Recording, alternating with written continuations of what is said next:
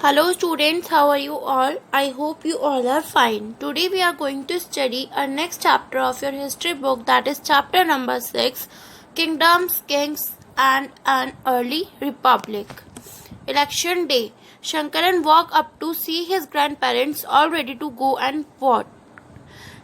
शंकरन एक दिन उठा, क्या देखा उसने उठ के कि उसके ग्रैंड पेरेंट्स रेडी हो रहे हैं वोट देने जाने के लिए. They wanted to be the first to reach the polling booth. वो पहले ऐसे मेंबर बनना चाहते थे जो कि पोलिंग बूथ तक पहुंच सके. मीन्स वो जल्द से जल्द पोलिंग बूथ तक पहुंचना चाहते थे. Why Shankaran wanted to know were they so excited. Shankaran ऐसा जानना चाहता था कि वो इतने एक्साइटेड क्यों थे. Somewhat impatiently, his grandfather explained, "We can choose our own rulers today." और तभी उसके ग्रैंडफादर ने उसको बताया कि आज वो अपना खुद का रूलर चुन सकते हैं. How some men became rulers. कुछ लोग रूलर कैसे बनते हैं, कैसे वहाँ के एक तरह से राजा बनते हैं, या फिर हम कह सकते हैं कि एक तरह से जो हमारे प्रेसिडेंट और चीफ मिनिस्टर और प्राइम मिनिस्टर इनकी पोस्ट होती है वो कैसे बनते हैं. चूजिंग लीडर्स और rulers by voting is something that has become common during the last 50 years और सो. अपने खुद के नेता या राजा को चुनना वोटिंग के थ्रू ये सबका राइट होता है, और ये कब से चलता आ रहा है, कम से भी कम 50 साल से ज्यादा से ये चलता आ रहा है. How did man become rulers in the past. पुराने टाइम में, हमारे इंडियन हिस्ट्री के टाइम पे लोग राजा कैसे बनते थे. Some of the rajas we read about in chapter 5 were probably chosen by the general the people. जैसे कि हमने चैप्टर नंबर 5 में पढ़ा था, कुछ लोग राजा कैसे बनते थे, उनको लोग खुद से चुन लेते थे, खुद से अपना लीडर चूज कर लेते थे. But around 3000 years ago we find some changes taking place in the ways in which rajas were chosen. लेकिन करीब 3000 साल पहले हमने क्या पाया कि जो राजा चुनने की जो भी प्रोसेस होता था उसमें बहुत सारे चेंजेस आए. Some men now become recognized as rajas by performing very big sacrifices. कुछ लोग राजा जब बनते थे जब वो बहुत बड़ा कुछ सैक्रिफाइस करते थे. द अश्वमेधा और horse sacrifice was one such ritual. अश्वमेध, या हम कह सकते हैं कि हॉर्स सैक्रिफाइस, घोड़े का जो सैक्रिफाइस था वो उनका एक बहुत बड़ा रिचुअल माना जाता था. A horse was let loose to wander freely and it was guarded by Raja's man. एक हॉर्स को, जो राजा का घोड़ा होता था, उसको ऐसे ही छोड़ दिया जाता था और उसको फ्री छोड़कर कौन उसकी देखभाल करता था, कौन उसको देखता था, राजा का ही आदमी. If the horse wandered into the kingdom of other rajas and they stopped it, they had to fight.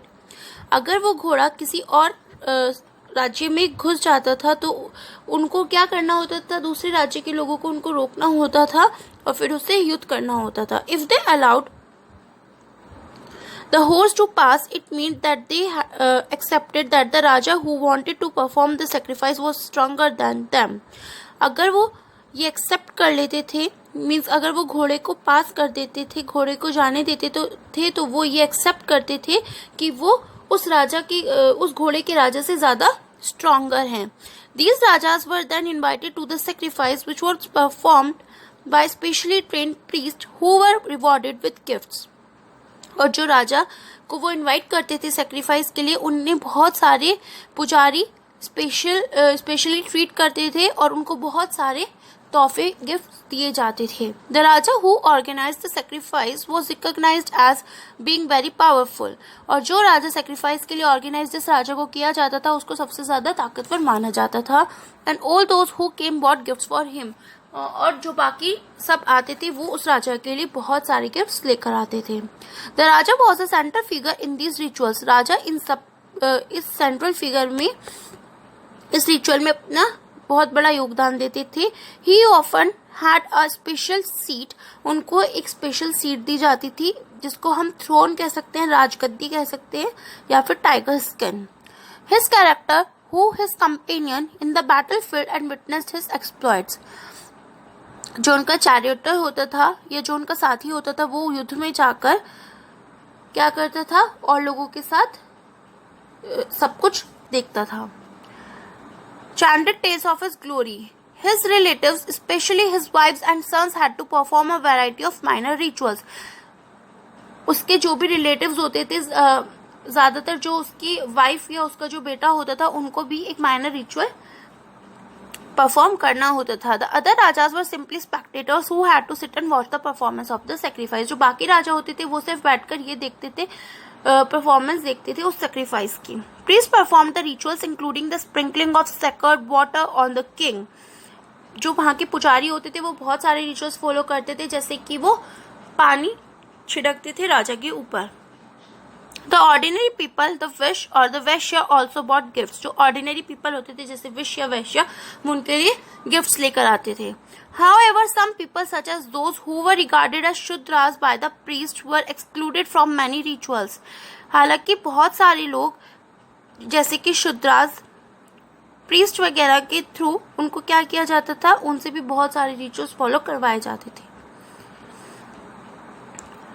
वर्नास, we have many books that were composed in north India. हमारे पास ऐसी बहुत सी बुक्स है जो कि नॉर्थ इंडिया में compose की गई हैं, specially in the areas drained by the Ganga and the Yamuna during this period. कुछ गंगा और यमुना के पास ही बैठकर ये सब बुक्स लिखी गई हैं। These books are often called later Vedic. और इन बुक्स को क्या बोला जाता है? Vedic. Because they were compose after the Rigveda, क्योंकि ये सब ऋग्वेद के बाद कंपोज की गई हैं। ऋग्वेद के बारे में अपने चैप्टर 5 में पढ़ा था। दिस इंक्लूड द सामवेद, इसमें सामवेद इंक्लूड है, यजुर्वेद और अथर्ववेद, और कुछ और भी बुक्स इसमें इंक्लूड हैं। These were compose by priest, ये पुजारियों के द्वारा लिखी गई हैं। And described how rituals were to be performed, और इसमें ये बताया गया है कैसे सारे रिचुअल्स को फॉलो किया जाए। They also contain rules about society, उसमें बहुत सारे रूल्स भी लिखे हुए हैं सोसाइटी के बारे में। There were several different groups in society at this time, और उसमें बहुत सारे अलग अलग ग्रुप्स, सोसाइटी के अलग अलग ग्रुप्स के बारे में भी बताया गया है। Priest and warriors, farmers, herders, traders, craft persons, labourers, fishing folk and forest people, इन सब के बारे में उसमें बताया गया है। Some priest and warriors are rich, कुछ पुजारी और जो योद्धा थे वो रिच होते थे। As were some farmers and traders, और कुछ फार्मर्स और ट्रेडर्स भी। अदर्स इंक्लूडिंग और जो और लोग होते थे जैसे कि herders, craft persons, labourers, fishing folk, hunter gatherer, वो सब वहां पे उस टाइम पुअर हुआ करते थे। The priest divided people into 4 groups, priest ने उन लोगों को, जो पुजारी थे उन लोगों को उन्होंने 4 ग्रुप में डिवाइड किया, जिनको वर्णास बोला गया है। According to them each one had a different set of functions, उनके अकॉर्डिंग हर वर्ण में अलग अलग तरह के फंक्शंस, अलग अलग तरह के लोग थे।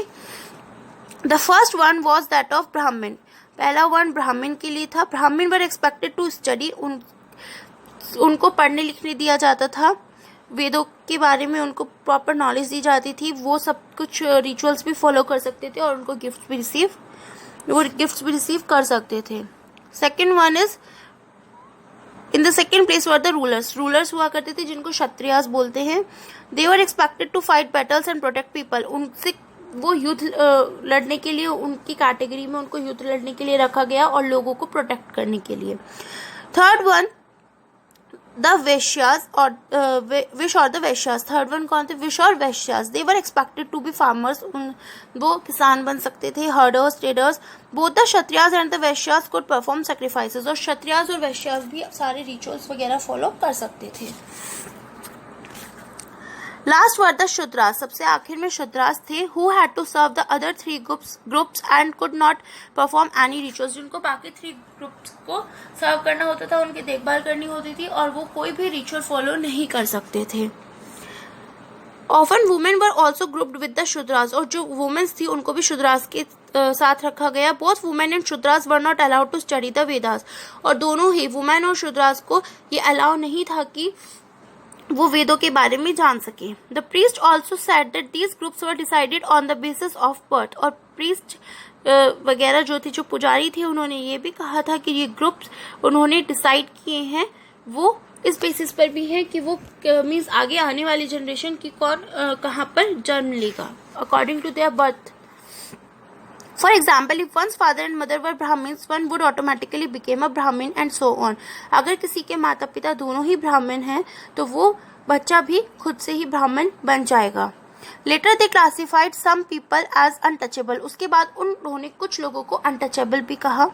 This included some craft persons, इसमें कुछ क्राफ्ट पर्सन्स थे, हंटर्स गैदरर्स थे, as well as people who help perform burials, और ऐसे लोग भी थे जो कि बुरियल्स बनाते थे और क्रिमेशंस बनाते थे। The priest said that contact with these groups were polluting, पुजारियों ने ऐसा भी बोला कि अगर इन ग्रुप के लोगों के साथ वो कांटेक्ट में रहेंगे तो वो गंदे हो जाएंगे। Many people did not accept the system of varna laid down by the Brahmins, कुछ लोगों ने इस सिस्टम को नहीं अपनाया जो कि ब्राह्मण्स के थ्रू बनाया गया था। Some kings thought they were superior to the priest, और कुछ राजा ऐसा सोचते थे कि वो उन पुजारियों से बहुत ज्यादा पावरफुल हैं। Others felt that birth could not be the basis of deciding which one people belong to, और कुछ लोग ऐसा भी सोचते थे कि किसी का बर्थ ये डिसाइड नहीं कर सकता कि वो किस कैटेगरी से बिलोंग करता है। Besides, some people felt that there should be no differences amongst people based on occupation, और कुछ लोगों ने ऐसा भी कहा कि किसी भी काम की वजह से, किसी भी ऑक्यूपेशन की वजह से किसी भी इंसान के अंदर कोई डिफरेंस नहीं आ सकता। Others felt that everybody should be able to perform rituals, और बाकी ने बोला कि सभी रिचुअल्स को परफॉर्म कर सकते हैं। And other condemned the practice of untouchability, और कुछ ने अनटचेबिलिटी से का विद्रोह किया, उनसे इनकार किया। Also, there were many areas in the subcontinent such as the northeast where social and economic differences were not very sharp, और कुछ एरियाज ऐसे भी थे, कुछ सबकॉन्टिनेंट ऐसे भी थे नॉर्थ ईस्ट के जहाँ पे सोशल और इकोनॉमिक डिफरेंसेस को भी बहुत ज़्यादा इंपॉर्टेंस नहीं दी जाती थी, और वहाँ पर पुजारी बहुत ही लिमिटेड नंबर में पाए जाते थे। Janapads, the Raja who performed these big sacrifices were now recognized as being Rajas of Janpads rather than Janas, जो राजा थे जो बड़े बड़े सेक्रीफाइस परफॉर्म करते थे उनको क्या बोला गया है, राजा ऑफ जनपद्स। जनास की जगह उनको राजा ऑफ जनपद कहा गया है। The word janapada literally means the land where the jana set its foot and settled down. जनपद ऐसी जगह होती है, ऐसा लैंड एरिया होता है जहाँ पर जन बैठकर अपना खाना वगैरह आराम से लेते हैं। Some important janapadas are shown on map 4. Archaeologists have excavated a number of settlements in these janapadas. Archaeologists ने बहुत सारी जनपद्स की खोज की है, such as Purana Qila in Delhi, Hastinapur near Meerut and Atranji Khera near Etah. The last two are in Uttar Pradesh, Meerut and Etah are in Uttar Pradesh. They found that people lived in huts. उन्होंने ऐसा पाया कि जो लोग थे वो हट्स में रहते थे, and kept people as well as other animals, और वो लोगों को भी पकड़ कर रखते थे, लोगों को भी और जो जानवर होते थे उन सबको पकड़ कर रखते थे। They also grew a variety of crops. वो बहुत अलग अलग तरह की फसल भी उगाते थे, जैसे rice, wheat, barley, pulses, sugar cane, sesame and mustard. They made earthen pots, वो घड़े बनाते थे मिट्टी के। Some of these were green colour, कुछ ग्रे कलर के होते थे और कुछ रेड कलर के। One such type of pottery found at these sites is known as painted greyware, और कुछ पॉटरी भी यहाँ पे मिट्टी के कुछ ऐसे बर्तन भी पाए जाते थे जिनको पेंटेड ग्रेववेयर बोला गया है। As is obvious from the name, these grey pots had painted designs, और इन ग्रे पोर्ट्स पर पेंटेड डिजाइंस होते थे, या तो सिंपल लाइंस होती थी या फिर ज्योमेट्री पैटर्न्स होते थे। Now Mahajanpads, about 2500 years ago, some Janpads became more important than others. करीब 2500 साल पहले कुछ जनपद्स को बहुत इम्पोर्टेंस दी गई बाकी जनपद से, और उनको महाजनपद का नाम दिया गया। Some of these are shown in map 4. कुछ को मैप 4 में शो भी किया गया है।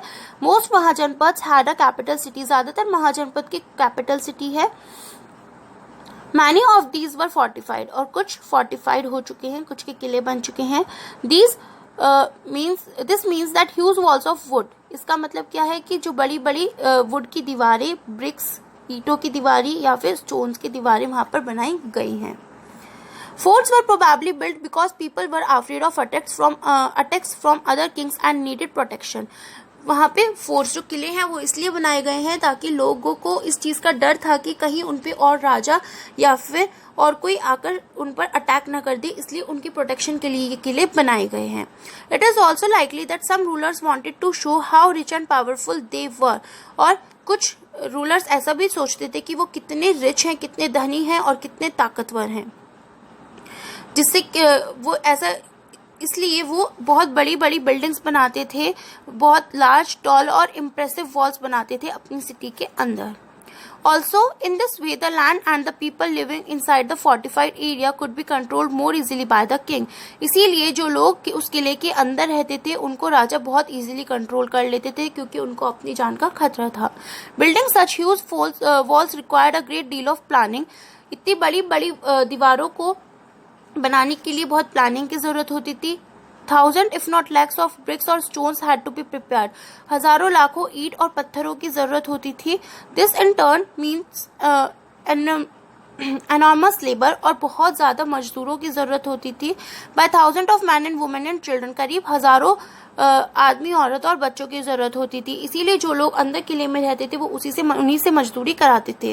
And resources had to be found for all of these. और जो भी उस दीवार को बनाने के लिए जो भी रिसोर्सेज की नीड होती थी उनको वो भी खोजने होते थे. The new rajas now began maintaining armies. जो नए राजा थे अब वो अपनी खुद की सेना बना रहे थे. सोल्जर्स वर पेड रेगुलर सैलरीज. जो सैनिक थे उनको रेगुलर सैलरी पे की जा रही थी. And maintain by the king throughout the year. Some payments were probably made using punch marked coins. कुछ जो उनको पेमेंट की जाती थी वो कॉइन्स के थ्रू की जाती थी, जिसके बारे में हम चैप्टर 9 में पढ़ेंगे. टैक्सेस.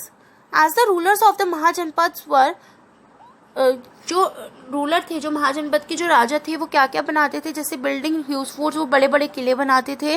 मेंटेनिंग बिग आर्मीज, बहुत बड़ी बड़ी सेनाओं को तैयार करते थे और बहुत ज्यादा रिसोर्सेज को इकट्ठा करते थे. And they needed officials to collect this, और इसके लिए उनको मनी की नीड होती थी. So instead of depending on occasional gifts brought by people, as in case of raja of the janapada, they started collecting regular taxes.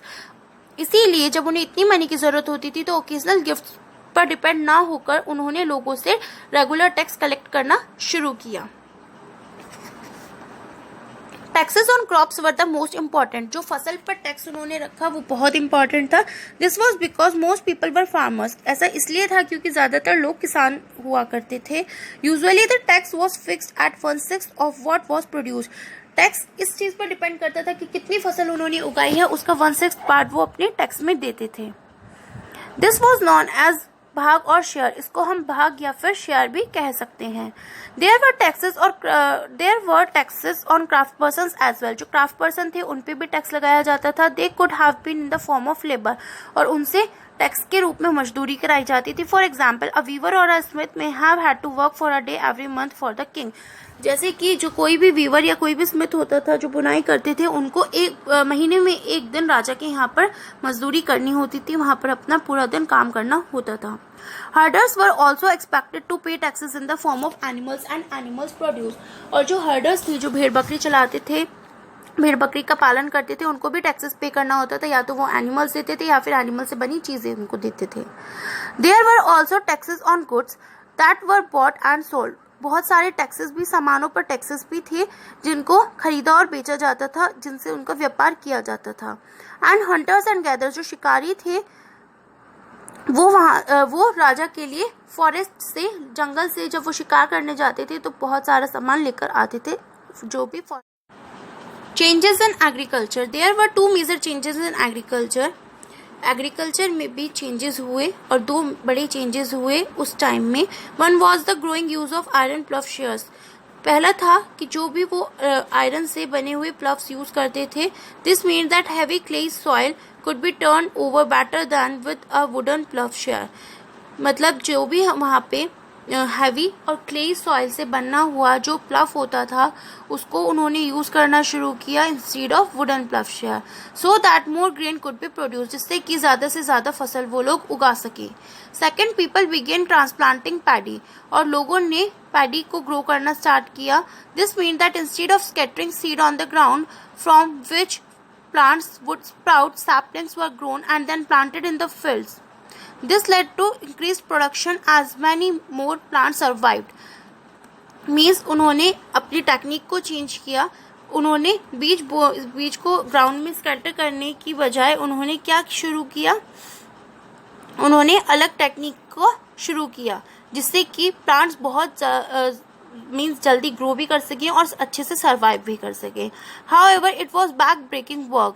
Generally, slave men and women, दासा दासी and landless agricultural laborers, कमाकरास had to do this work. जो slave men होते थे, जो दास दासी होते थे और जो agricultural laborers होती थी. A closer look, Magad. Find Magad on map 4. Magad became the most powerful imported Mahajanpad in about 200 years. Magadh सबसे पावरफुल और सबसे इम्पोर्टेंट महाजनपद था 200 साल तक. मैनी रिवर्स, बहुत सी रिवर्स जैसे कि गंगा और सन मगध से ही बहती हुई आती थी. दिस वॉज इम्पॉर्टेंट फॉर, और ये किसके लिए भी इम्पॉर्टेंट था, ट्रांसपोर्ट के लिए, वाटर सप्लाई के लिए और जो लैंड है उसको उपजाऊ बनाने के लिए भी ज़रूरी था. Parts of Magadh were forested, कुछ मगध के कुछ पार्ट्स में जंगल भी था. एलिफेंट्स जो कि जंगल में रहते थे उनको कैप्चर कर लिया जाता था और उनको आर्मी के लिए ट्रेन किया जाता था. फॉरेस्ट में लकड़ी से घर भी बनाए जाते थे, टांगे बनाए जाते थे. फॉरेस्ट में जो भी लकड़ी होती थी उसकी हेल्प से, और घोड़ा गाड़ी बनाई जाती थी. Besides there were iron ore mines in this season, और इस इलाके में आयरन की भी खान पाई जाती थी और जिसकी हेल्प से बहुत स्ट्रॉन्ग टूल्स और हथियार तैयार किए जाते थे. Magadha had two very powerful rulers, Magadha में दो बहुत ही पावरफुल रूलर्स थे, बिंबिसारा और Ajatasattu, who used all possible means to conquer other janapada, जो कुछ भी कर सकते थे और दूसरे जनपद से जीतने के लिए, उन पर कब्जा जमाने के लिए. Mahapadmananda was another important ruler, Mahapadmananda भी वहाँ के एक इम्पॉर्टेंट योद्धा थे, एक इम्पॉर्टेंट राजा थे. He extended his control up to the north west part of the subcontinent, उन्होंने अपना कंट्रोल वहाँ के नॉर्थ वेस्ट पार्ट पर जमाया हुआ था. राजगृह, प्रेजेंट डे राजगृह जो अब राजगीर के नाम से जाना जाता है बिहार में, वो मगध की कैपिटल हुआ करती थी कुछ सालों तक. Later the capital was shifted to Pataliputra, present day Patna, और उसके बाद वो कैपिटल किसमें कन्वर्ट हो गई, पाटलिपुत्र में, जिसको अब पटना के नाम से जाना जाता है. मोर देन 2300 ईयर्स अगो, करीब 2300 साल पहले एक रूलर थे अलेक्जेंडर, जो कि मैकेडोनिया, यूरोप में मैकेडोनिया के रहने वाले थे. वो पूरे वर्ल्ड पर अपना शासन जमाना चाहते थे, अपना कब्जा जमाना चाहते थे. Of course he did not conquer the world, ये कंफर्म है कि वो पूरे वर्ल्ड पर अपना हक नहीं जमा पाए, अपना कब्जा नहीं जमा पाए, but did conquer parts of Egypt and West Asia and came to Indian subcontinent reaching up to the banks of Beas. लेकिन उन्होंने इजिप्ट से वो जीत गए थे, वेस्ट एशिया से, और इंडियन सब कॉन्टिनेंट में भी आए थे क्योंकि वो बैंक ऑफ बीस को हथियाना चाहते थे.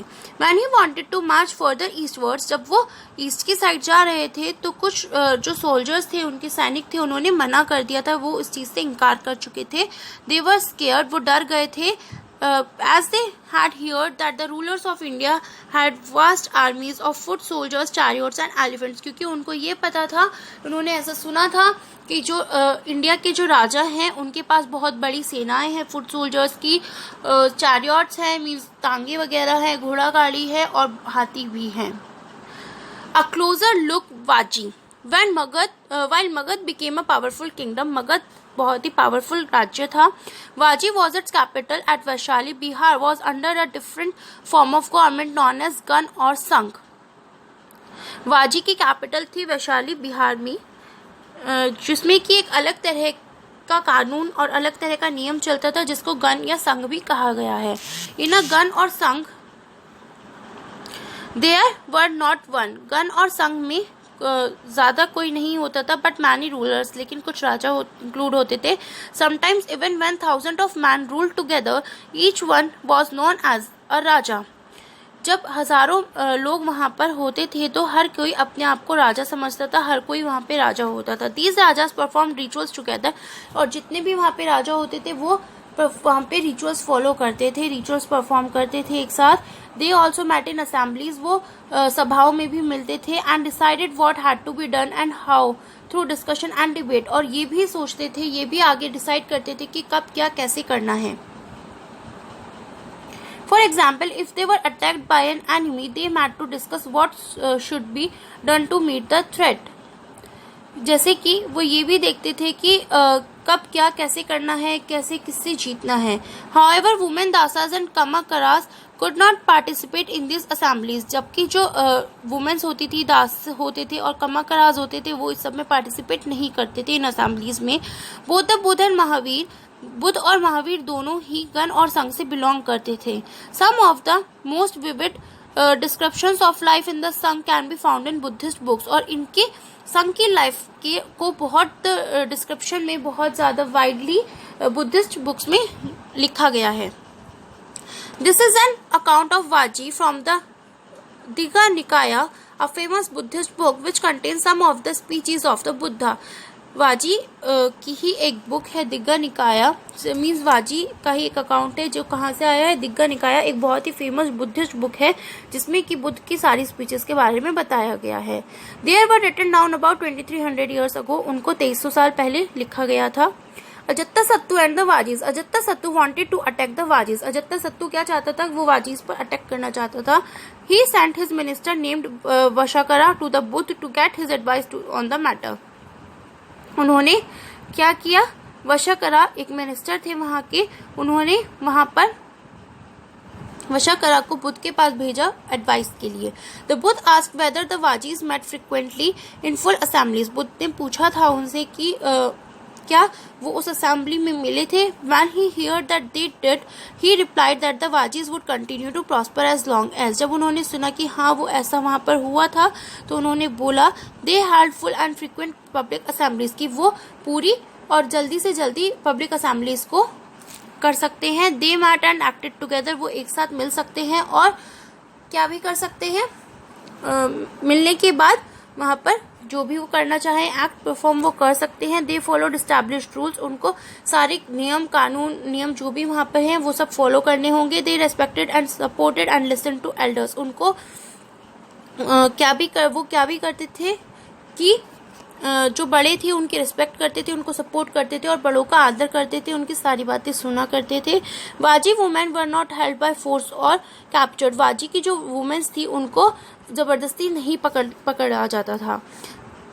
चैत्यास लोकल श्राइन्स, चैत्यास जो कि लोकल श्राइन थे वहां पर उनको टाउन्स और विलेजेस दोनों में रखा जाता था. वाइस संत, जो संत वगैरह होते थे, बहुत बुद्धिमान जो संत होते थे, हु फॉलो डिफरेंट बिलीव्स, वो जो अलग अलग तरह के बिलीव्स फॉलो करते थे उनको बहुत रिस्पेक्ट दी जाती थी और उनको कंट्री में कहीं भी आने जाने की अनुमति दे दी गई थी.